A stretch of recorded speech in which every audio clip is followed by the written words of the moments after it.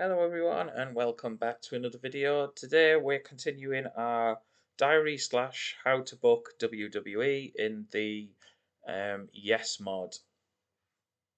This is on TEW 2020. So with all that, let's get into it. So I promised in the last video that we would run through my spreadsheet that I use. They're always different. I just build it as I go. So I've got all of the stats. I just wrote them down using TEW. So here's all my roster. Some potential signings at the bottom there, with their popularity, their age, gender there. I'll fill in the other stats later. There were just some people that I could bring in to bolster the roster. The main thing to note, obviously, other than the three main part timers here that have great popularity, Cena and Punk have over 80, so that should be quite easy to get high ratings with those two. This group here are probably in time decline or approaching it, so will be used to mainly get over younger talent or more talented workers. Christian's in there because he's injured, so we'll see how he does when he comes back. But yeah, that's the main core group that I'll be using to put over. Mainly these guys, in the hope that they can become really good main eventers, because they're either really good on the mic, really good in the ring, or a bit of both. So there we go. So that's Rollins. Um, yeah, so these are the guys I've highlighted. Then I've got my development group. So as you can see, psychology-wise, I think Sarah Amato's down as a wrestler on it, but I think she's like a coach backstage. But I could use her. She's brilliant in the ring. I'm sure that I've highlighted this because I'm sure this is a mistake. She's definitely got more than 8 menace. I remember in Ring of Honor she used to tear it up with some of the guys in there. So I think that's just an oversight. So I'll report that to the mod maker if he's still there dating this. I think he's focusing on a 2001 mod now, which I can't wait to play. Yeah, for more info on that, please check out the Grey Dog forums or Booker, bethebooker.net. I'm sure they'll be highlighted on there. Cassius Ono, uh, he's ready to be brought up. WWE didn't really do anything with him other than help to put over younger talent with him, but yeah, he's definitely one I'll be bringing up. Sami Zayn as well. He could really do with coming up from the development, but whether it'll be now or we let some of the younger talent pick up some experience from there. I have tried to bring in some signings that WWE did for NXT, such as Kevin Steen, who becomes Kevin Owens, and whatnot. I'll show you that in a moment. This was just highlighting popularity. Some ideas for storylines. If you did see the last video, I'll go through storylines again because I've actually changed them because of my plan. Here's all my divas popularity. Here's the booking plan going forward. Again, this has all changed since then. I was looking down here at sort of part timers versus full time main eventers. So yeah, we'll see. But this is like this will change probably, but this is just how I want my pay per views to go. And then this is the Raw that I'll be booking with you guys later on. Hopefully, you'll stick around for that if you haven't left already.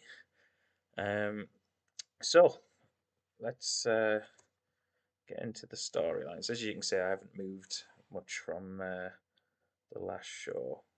Sorry, the last video. Not sure. We haven't done a show yet. Hopefully, the plan was to get to WrestleMania, but I want to do so many different things. So that I want to obviously do the yes movement and get as far as I can in it.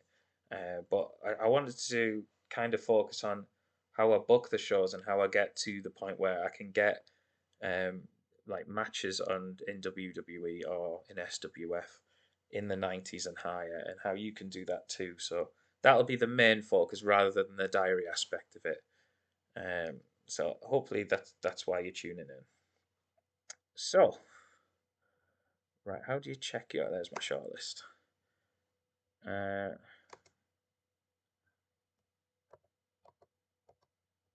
Okay, I thought I'd made offers for Kevin Owens.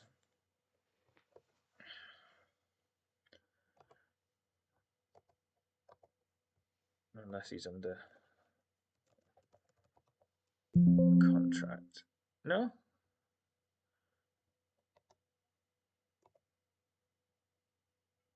I already had made an offer. I thought he would show up in my. I thought he would have showed up in my shortlist, but I guess not. Right, storylines. So the Divas Championship and Divas Contenders are still the same. But my plan is to unify the WWE and World Heavyweight Championship soon. WWE Championship. So these guys will be the main four on the build up to SummerSlam, and then he's my contenders. Um, I'm changing most of it because yes, Team Hell No will lose to the Shield, the tag titles, and then they're going to feud with each other. So I'm going to turn Kane heel straight after pretty much that match. He's going to be showing anger and whatnot because on the Raw in real world before the one that I'm going to book, it's the one where the Shield took out the Undertaker after WrestleMania. So Kane's obviously furious about that, and then I want him to turn on Bryan. Bryan's eventually going to beat Ziggler for the World Heavyweight Championship, and then go on to unify the title at SummerSlam against Cena, as he did beat Cena for the WWE Championship, and then Orton will cash in and will run the storyline from there. So that is the plan. Oh, as you can see, I've finally updated my TEW to the most recent one, as it kept popping up on my other videos.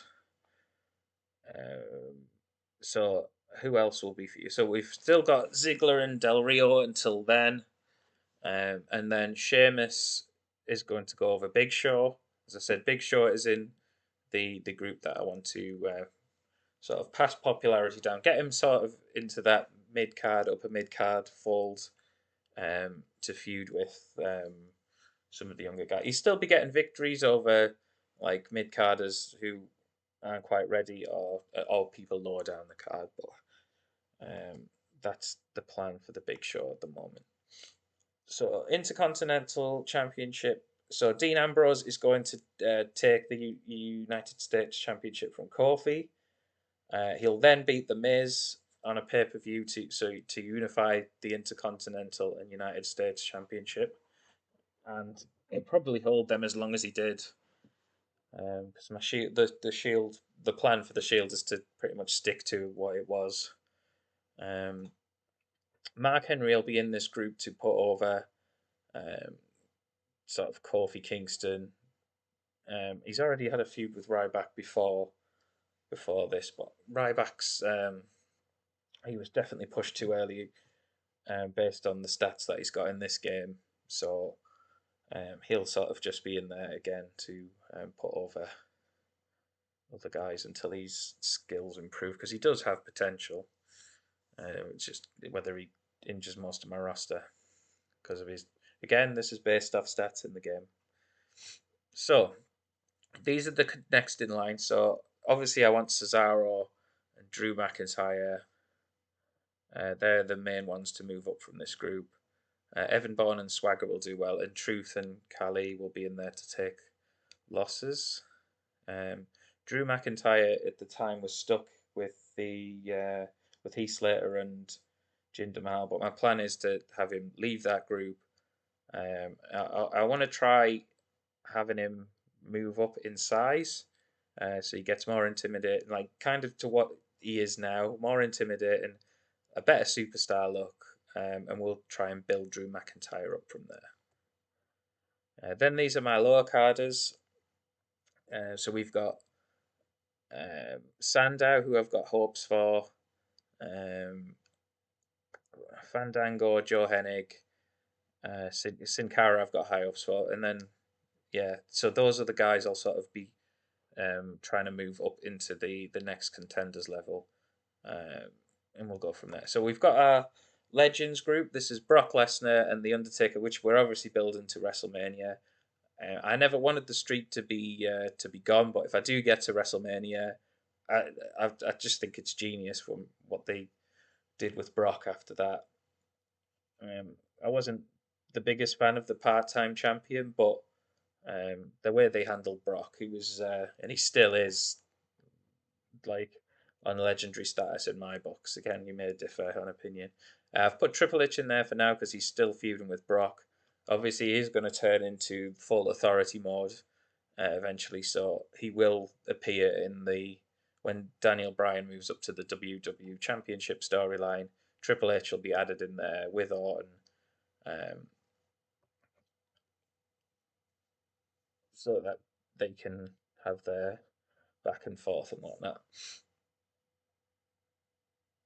I think that's it for those the unified tag teams. So I plan on having Legacy get back together. DiBiase and Rhodes. I really don't have a strong tag division, um, and I like to build one. So they never really feuded. They just sort of fizzled out, I think. So I want to put them back together as baby faces. So that might be a challenge to go up against the Shield because they're on similar popularity. And we've got Billy Gunn and Raw Dog, who again they've got lots of experience and can carry people to matches. So they'll be in this group to help put over the next guys. And we've got Zack Ryder and Kurt Hawkins in there. Zack Ryder's got decent popularity. Kurt Hawkins doesn't, but I want to get them. They're both baby faces already, so I want to get them back teaming. Um, because they've got some experience. And then these are my teams, the next level teams. So the Usos, obviously, I've got highlighted to be sort of boss in this group. Um, Maybe even from a heel point of view, uh, the primetime players as well.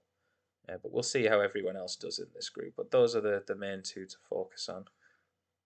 So yeah, there's my storylines. Right then, there was one more thing I wanted to check.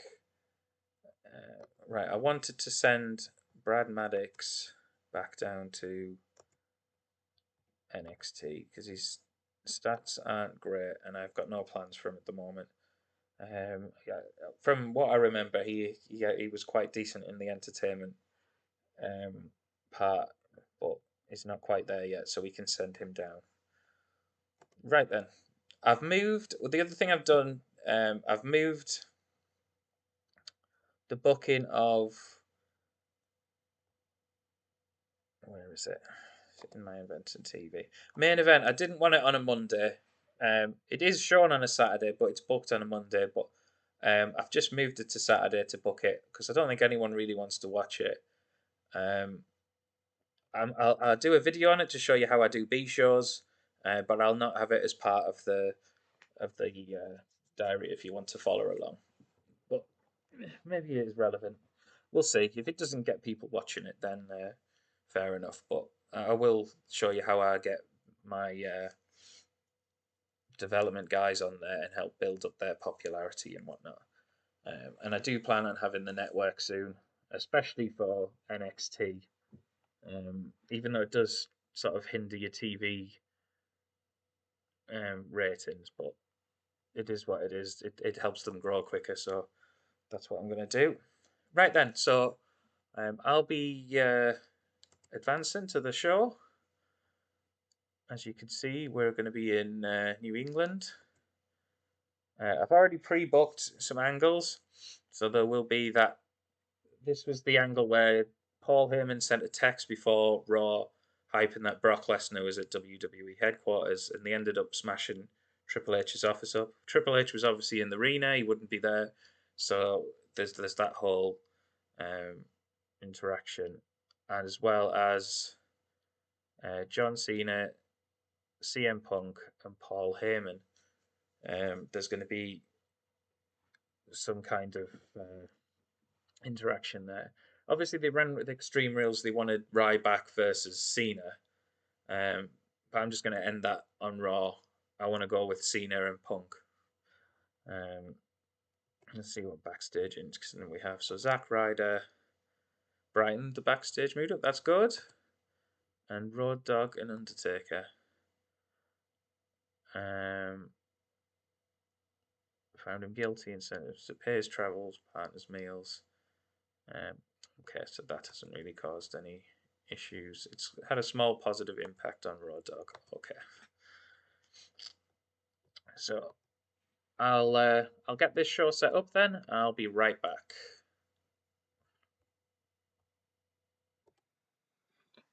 Hey guys, I'm back. Right, so let's get into it. I've had to make some tweaks to the original plans. Just trying to crunch numbers up from the stats and whatnot. I just didn't think it was going to hit the storyline, so I've had to add a few people here and there. So let's see how this does. It's going to be close. I've got to admit, actually deleting all of the storyline heat and then adding my own in might have been a mistake with the WWE in the state it is, because a lot of the popularity isn't quite there.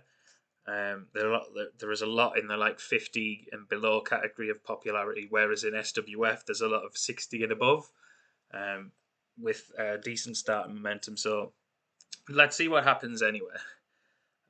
So I have I'll go through the angles and whatnot and the story as best I can when the show's running, but I have some sort of main event slash upper carders matches on the show. Trying to steal the show, that usually does well. Maybe he's later on in the game, maybe he's this early on in the game, it might not work, but we'll see. So Orton and Mark Henry, it's going to blow Mark Henry out because he's not great stamina wise. So we've got them to try and steal the show to try and get the best rating we can out of it. Orton to be the victor. It's probably going to do poor, but it is what it is. Henry's not really part of my plans going forward. He's probably going to end up in the mid card where he ended up anyway. I'm blowing this feud off here. Jericho's going to get his victory back. He's not going to absolutely decimate Fandango. He's just going to get a victory. The Shield are going to defeat the Usos. Then again, the Usos are going to do quite well. They're not really that. They'd only just kind of joined, so they're not really that popular. So this is just a Shield to get a victory over another tag team, setting up the Team Hell No match at the pay-per-view. Apologies there, cough there. Dean Ambrose versus Kofi Kingston for the United States Championship. This was originally on Extreme Rules. I'm having Dean Ambrose win that here, and that'll set up his match with The Miz, and they'll unify that at Extreme Rules.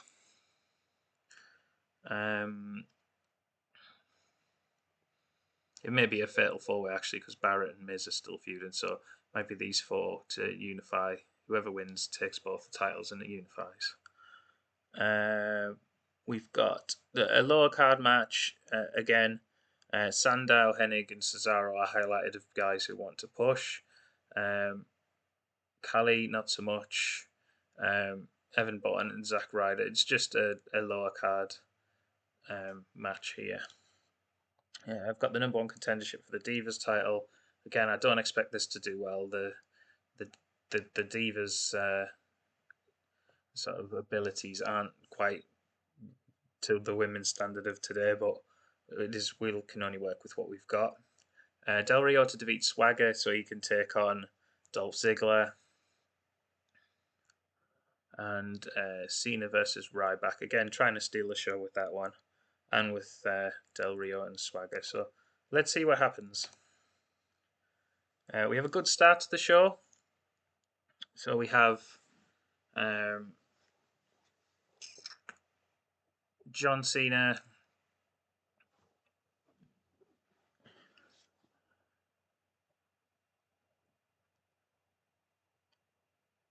he's out to talk about his upcoming match with Ryback later in the show. CM Punk wants to fight the winner. Cena mentions that Paul Heyman isn't with him and wonders why. Punk refuses to answer and leaves, just to set up the potential Extreme Rules main event. And we've got Orton picking up the victory here with an RKO. I thought it would stink, but it is what it is. Orton's going to be picking up victories. He is going to end up being champion, so we want to build as much momentum around him as we can. Jericho has a promo. He insults Fandango. He also sets his eyes on the WWE title, John Cena, and getting back to that level. He defeats Fandango here. 63, it's okay. Would have hoped for better, but it is what it is. We have the Shield backstage with Team Hell No having an argument.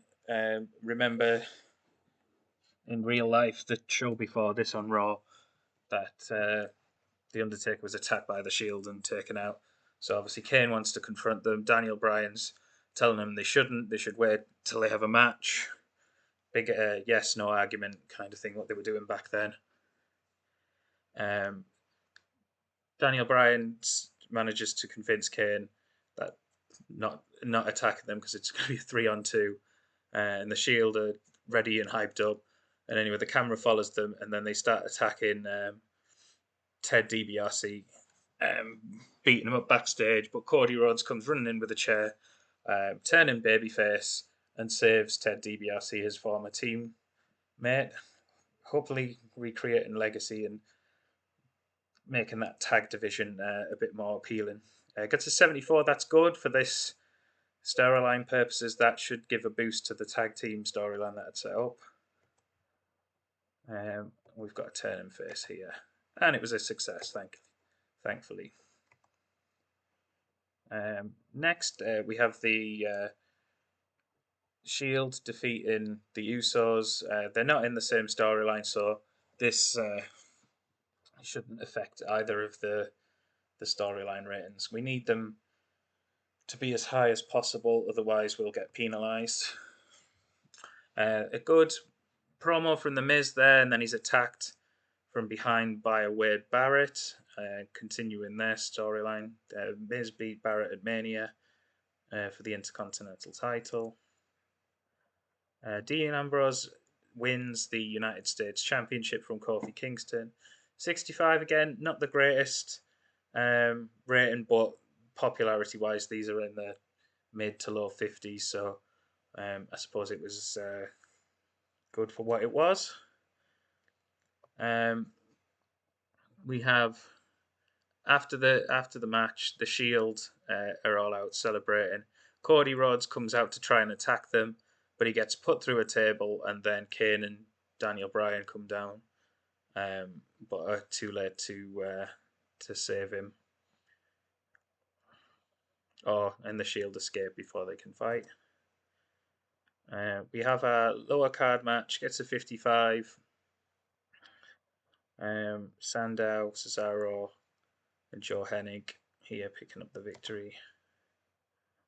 An 83 here. So this was before this Raw in real life. There was a tweet from Paul Heyman showing that him and Brock Lesnar asking for where Triple H's office was in the WWE HQ. So they re-show that here. AJ Lee becomes #1 contender for the Divas Championship, defeating Layla and Nikki Bella. And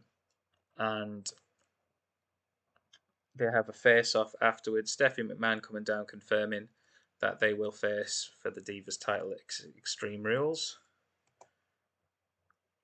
Del Rio defeats Swagger. Considering they just had a WrestleMania match, Jack Swagger's popularity is really low. I think he's at like just below 50, whereas Del Rio's in the high 60s. So I was hoping for a 70, but it is what it is. We have some backstage chaos here. Ziggler congratulating Del Rio and looking forward to their match. And then the camera pans back and Sheamus and Big Show are tearing up the backstage area in a massive brawl. They were on a team with Randy Orton at WrestleMania, and Big Show knocked both guys out at the end, him and Randy Orton. So Sheamus is furious. He's gone all guns blazing for the Big Show. Backstage, Punk is just about to go out and scout John Cena in his match with Ryback, and Triple H stops him and asks him about the whereabouts and what's going through Paul Heyman's head. And Punk tells him that he hasn't heard from Heyman since Mania, and then leaves. John Cena defeats Ryback here. They've got pretty good chemistry, it says. The match got the crowd buzzing. 78, I suppose it's actually good for what it was, because Ryback's psychology and overness is in the 50s. Cena obviously given this the majority of in-ring skill here. So it is what it is. And the end of the show has the real life situation, what happened. Lesnar and Triple H are in. Lesnar and Heyman are in Triple H's office. They trash it up until they get what they want, and Triple H, in the end, accepts a match with them at Extreme Rules. It will be a cage match. 89. So we'll see. Again, I think I might have just missed out on hitting the storyline. Hopefully we scrape through, but we'll see. Oh, we did. We scraped through. We got an 80. An overall rating of 80. As you can see, that this is the TV show limit. It again tells me that we need to bring the WWE Network in, because we're not going to be growing anymore with this. So that'll probably be something I'll be doing before SmackDown. But we get the 80, and our storylines are okay, actually. We scraped through. Otherwise, we probably would have ended up with a 71 or a 72, because it would have penalised us. But no, that's great. So I'll see you at the booking screen. Sorry, the office screen. And we're back. Let's check this out. So we have some sad news, obviously, there about Billy Robinson in game. Raw did really well. It's been positive. So I'm pleased with that, especially the task I'd give myself. So let's check out the storyline. So our women's championship is at 53 heat. It's going to be hard with matches to keep it at that rate, so I'm going to have to use the ladies in here in angles.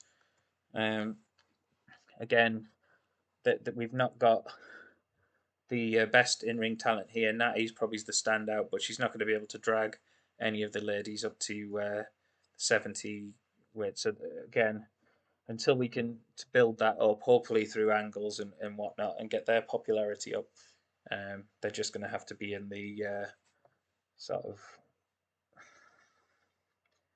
They're not going to feature in any main matches at the moment, but we've got. I'm trying to keep Stephanie in that line until obviously the Authority turn here, where she's got her eye on the women's division and stuff like that. So our legends, obviously Paul Heyman's in this. So that managed. We had three sort of angles where this was able to move along the storyline. So that sits at an 80. So that's good. Obviously the Undertaker's not really featured in this yet, but eventually Brock will end up focusing towards the Undertaker at WrestleMania. So I might as well just keep him in there, because that's his next big feud. 81 for the WWE Championship. So that's great. Again, I need 5. Oh, it's 5 storylines over 65 heat, so that's better than what I thought, actually. I thought it was 70. We're just sitting at 70 for the contenders.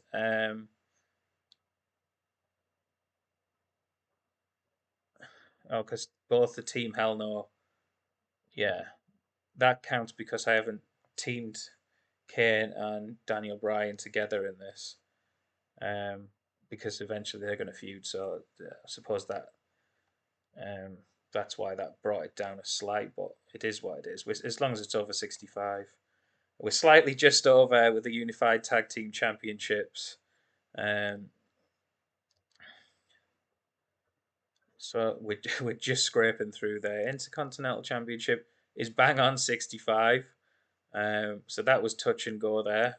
But it was a good job that Miz and Wade Barrett had that promo. Again, we're going to have to rely on promo skills more than in ring talent for a lot of it because um, their entertainment skills are really good for most of the roster. Um, well, these two, because of that match, have been brought down a lot. So now we've got our established heat. It should be it should be a little bit easier, he says. So we'll see on SmackDown. Haven't used any of those guys yet. So we'll see what happens on SmackDown anyway. Any news to know? Not really. Right then, so I'll leave that here, guys. Thanks for watching. Like I said, the summary, I made it a bit more difficult for myself. I should have used the established storylines and just tweaked them to make the the championships around them. But yeah, I like to make things difficult for myself. We still got over the line, and 80 for our first show isn't bad, especially with this roster. Um, so anyway, let's. I hope to hear from you guys soon. Any in the comments. Please like and subscribe. And like I say, SmackDown will be coming soon. Catch you later. Bye.